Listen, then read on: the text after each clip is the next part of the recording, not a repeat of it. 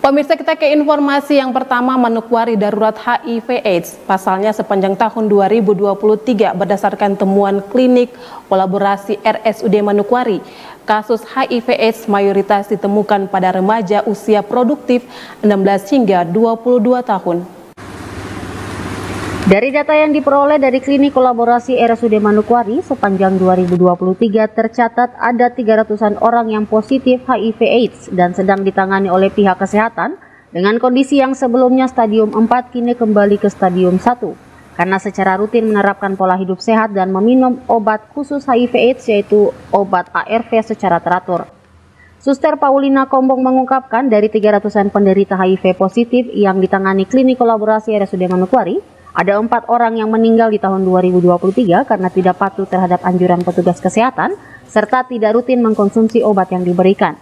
Kepala Ruangan Klinik Kolaborasi RSUD Manokwari ini mengatakan kondisi yang terjadi yakni banyaknya generasi muda produktif usia 16 hingga 22 tahun, baik laki-laki maupun perempuan yang terinfeksi HIV/AIDS di Manokwari.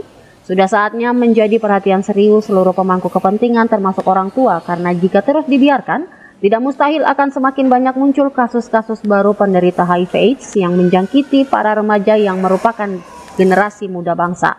Suster Paulina Kombong mengatakan hanya dengan kesadaran akan penerapan pola hidup sehat penting dilakukan agar kasus HIV/AIDS dapat ditekan di Kabupaten Manokwari.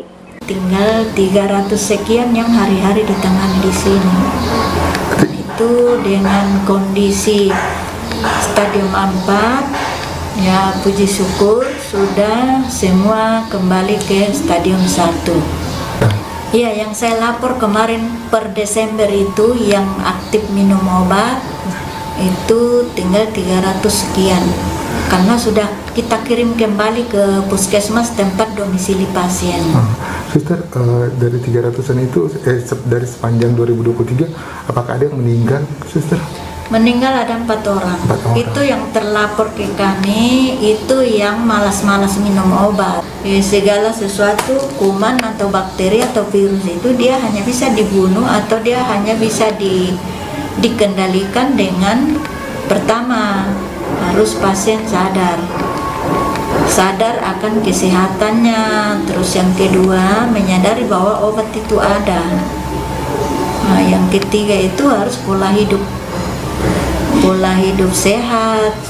Suster, dari 300-an itu rata-rata usia produktif atau bagaimana, Suster? Yang 1 tahun terakhir kami dapat ini usia rata-rata produktif. Sekitar berapa itu, Suster? 16 sampai 20, 21, 22, mau laki-laki mau perempuan. Kami dapat sampai detik ini itu adalah yang usia, bahkan ada yang masuk melahirkan tuh usia 15 tahun.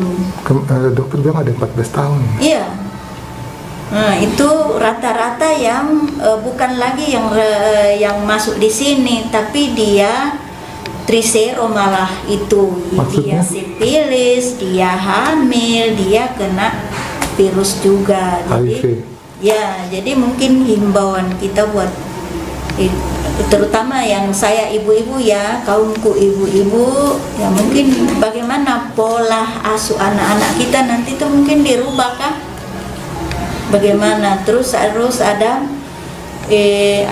informasi seks kepada anak-anak kita itu tidak usah dibilang tabu, harus dikasih tahu manfaatnya apa dan dampaknya apa, dampak buruk, dampak bagus yang mana.